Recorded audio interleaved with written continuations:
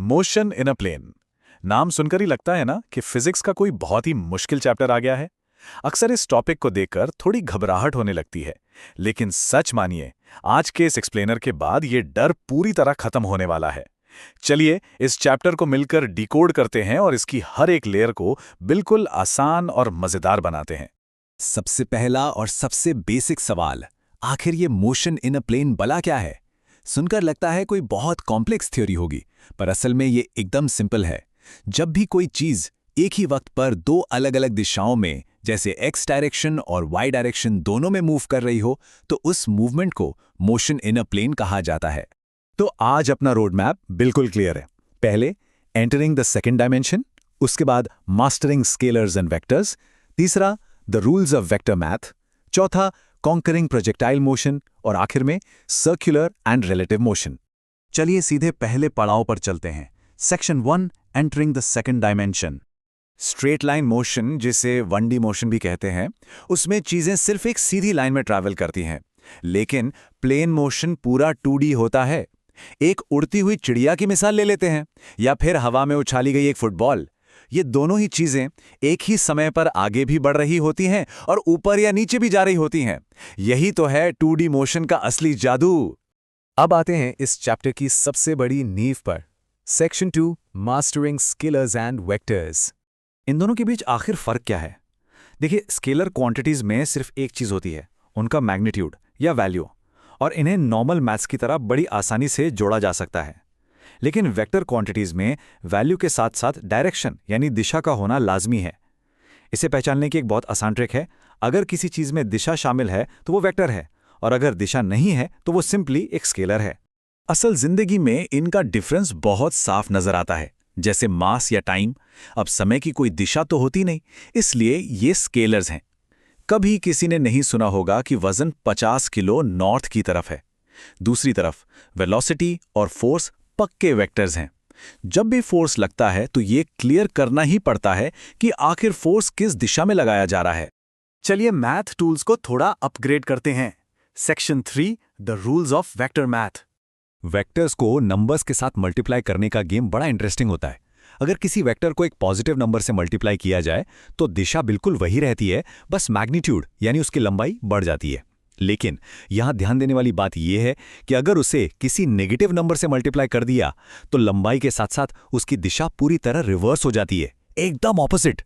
ये छोटी सी बात ध्यान न रखने पर एग्जाम में बड़ी गलती हो सकती है। अब वेक्टर्स को जोड़ा कैसे जाए? यहां दो बहुत ही मशहूर लॉज काम आते हैं, ट्रायंगल लॉ और पैरेललोग्राम लॉ। ट्रायंगल लॉ में एक वेक्टर के सर यानी हेड से दूसरे वेक्टर की पूंछ यानी टेल को जोड़ा जाता है। वहीं पैरेललोग्राम लॉ में दोनों वेक्टर्स को एक ही पॉइंट से निकाला जाता है, टेल टू टेल। लेकिन सबसे खूबसूरत बात पता है क्या है? दोनों ही तरीकों से जो फाइनल रिजल्टेंट वेक्टर निकलकर आता है वो बिल्कुल एक जैसा ही होता है। वेक्टर्स को जोड़ना तो ठीक है, पर सच बताएं तो उन्हें तोड़ना और भी जरूरी होता है। इसे कहा जाता है रेजोल्यूशन ऑफ वेक्टर्स। इसका सीधा सा मतलब है एक अकेले टेढ़े वेक्टर को दो हिस्सों में बांट देना, एक हॉरिजॉन्टल यानी एक्स कंपोनेंट और एक वर्टिकल यानी वाई कंपोनेंट। आगे आने वाले हर मुश्किल सवाल की मास्टर की यही है। और इस रेजोल्यूशन के लिए एक ऐसी ट्रिक है जो एग्जाम में चीट कोड की तरह काम आती है। हमेशा याद रखा जा सकता है कि हॉरिजॉन्टल कंपोनेंट के साथ कॉस थीटा आता है और वर्टिकल कंपोनेंट के साथ साइन थीटा लगता है। बस इस एक नियम को पकड़ लिया तो आधे से ज्यादा सवाल वहीं हल हो जाते हैं। और अब वक्त आ गया है इस चैप्टर की सबसे बड़ी बॉस बैटल का। Section 4, conquering projectile motion. आखिर ये प्रोजेक्टाइल मोशन क्या भला है? बहुत ही सिंपल सी बात है। जब किसी भी चीज को हवा में एक एंगल पर फेंका जाए और उसके बाद उस पर सिर्फ और सिर्फ एक चीज का असर हो, जो कि है ग्रेविटी, तो वो ऑब्जेक्ट हवा में एक घुमावदार रास्ता बनाता है, जिसे पैराबोलिक पाथ कहते हैं। क्रिकेट मैच में मारा गया छक्का हो या बंदूक से निकली हुई गोली, ये सभी प्रोजेक्टाइल मोशन के परफेक्ट एग्जाम्पल्स हैं। पर प्रोजेक्टाइल मोशन का सबसे बड़ा राज ये है कि असल में ये कोई एक अकेला मोशन नहीं है। ये दो बिल्कुल इंडिपेंडेंट मोशंस का परफेक्ट कॉम्बिनेशन है। हॉरिजॉन्टल दिशा में ऑब्जेक्ट एक कांस्टेंट स्पीड के साथ बिना रुके आगे बढ़ता रहता है, जबकि वर्टिकल दिशा में ग्रेविटी की वजह से उसकी स्पीड कम या ज्यादा होती रहती है। दोनों मोशंस एक दूसरे से बिल्कुल आजाद होकर अपना अपना काम करते हैं। इस ट्रिक फॉर्मूला चार्ट का एक मेंटल स्क्रीनशॉट जरूर ले लेना चाहिए। एग्जाम्स में जहां वक्त कम होता है वहां ये मैचिंग ट्रिक जादू की तरह काम करती है। अगर रेंज निकालनी है तो फॉर्मूला में sin 2 थीटा आएगा, अगर हाइट ढूंढनी है तो वहां sin स्क्वायर थीटा होना चाहिए, और अगर फ्लाइट का टाइम कैलकुलेट करना है तो उसमें सिर्फ sin थीटा होता है। ये पैटर्न मैचिंग सवालों को तुरंत पहचानने में बहुत मददगार है। चलिए इन फैक्ट्स को पूरी तरह से सॉलिड कर लेते हैं। पहली सच्चाई, अगर किसी चीज को सबसे दूर फेंकना है यानी मैक्सिमम रेंज चाहिए तो उसे हमेशा एग्जैक्टली 45 डिग्रीज पर उछालना होता है।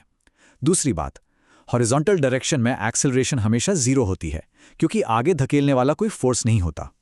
और तीसरी बात, वर्टिकल एक्सेलरेशन हमेशा ग्रेविटी यानी जी के बराबर होती है, जो ऑब्जेक्ट को लगातार नीचे की तरफ खींचती रहती है। हम आ पहुंचे हैं अपने आखिरी पड़ाव पर, section 5, circular and relative motion. Uniform circular motion में अक्सर एक बहुत बड़ी कंफ्यूजन होती है जिसे अभी क्लियर करना जरूरी है। इसमें ऑब्जेक्ट की स्पीड तो बिल्कुल कांस्टेंट रहती है, लेकिन उसकी वेलोसिटी लगातार बदलती रहती है। ऐसा क्यों? क्योंकि वेलोसिटी एक वेक्टर है और उसे चाहिए डायरेक्शन। जब भी ऑब्जेक्ट एक सर्कल में घूमता है तो हर एक सिंगल पॉइंट पर उसकी दिशा मुड़ रही होती है, और जब दिशा बदली तो वेलोसिटी का बदलना तय है। अब इस दिशा के लगातार बदलने की वजह से पैदा होती है सेंट्रिपिटल एक्सेलरेशन। जब भी वेलोसिटी दिशा बदलने के लिए मुड़ती है तो ये एक्सेलरेशन हमेशा घेरे के बिल्कुल बीच में यानी सेंटर की तरफ लगती है। इसका मैथमेटिकल फॉर्मूला है v²/r। असल में यही वो फोर्स है जो ऑब्जेक्ट को सर्कल से बाहर उड़ने से रोके रखता है। रिलेटिव वेलोसिटी का कॉन्सेप्ट एक हाईवे पर चलती हुई कार्स की मदद से बहुत आसानी से समझा जा सकता है। इसका सीधा सा मतलब है एक चीज की स्पीड दूसरी चीज के नजरिए से आखिर कितनी है। अगर दो गाड़ियां एक ही दिशा में 60 और 90 की स्पीड से जा रही हैं तो उस धीमी गाड़ी वाले को वो तेज गाड़ी सिर्फ 30 की स्पीड से आगे निकलते हुए दिखेगी। सब कुछ देखने वाले के फ्रेम ऑफ रेफरेंस पर निर्भर करता है। रिलेटिव वेलोसिटी और वेक्टर्स एक साथ मिलकर क्लासिकल एग्जाम प्रॉब्लम्स को सॉल्व करते हैं, जैसे किसी नदी को पार करती हुई एक नाव का इंजन उसे सीधा एक दिशा में ले जाना चाहता है, लेकिन नदी का तेज बहाव उसे दूसरी दिशा में धकेलता है। इन दोनों वेक्टर फोर्सेस का रिजल्टेंट ही एंड में ये तय करता है कि नाव आखिर दूसरे किनारे पर किस जगह जाकर लगेगी। क्या कमाल का सफर रहा ये। चलिए जल्दी से एक रैपिड फायर रिवीजन करते हैं। स्केलर्स में सिर्फ मैग्नीट्यूड होता है और वेक्टर्स के पास दिशा भी होती है। वेक्टर्स को रिजॉल्व करना पूरे चैप्टर की जान है। हॉरिजॉन्टल माने कॉस, वर्टिकल माने साइन।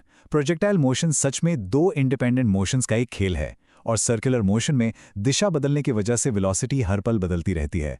आज के इस एक्सप्लेनर में 2D मोशन पर तो फतह हासिल कर ली गई है, लेकिन खत्म करने से पहले एक जोरदार सवाल दिमाग में आता है। अगर वेक्टर्स ने 2D प्लेन पर चीजों की मूवमेंट को इतनी आसानी से समझने में मदद की है, तो सोचिए जब असल दुनिया की तरह चीजें 3D स्पेस में चलना शुरू करेंगी, तब ये सारे मैथमेटिकल टूल्स और फॉर्मूलाज आखिर कैसे अपना रूप बदलेंगे। इस सवाल पर जरूर विचार कीजिए, और हम मिलेंगे आपसे अगले एक्सप्लेनर में कुछ और दिलचस्प कॉन्सेप्ट्स के साथ।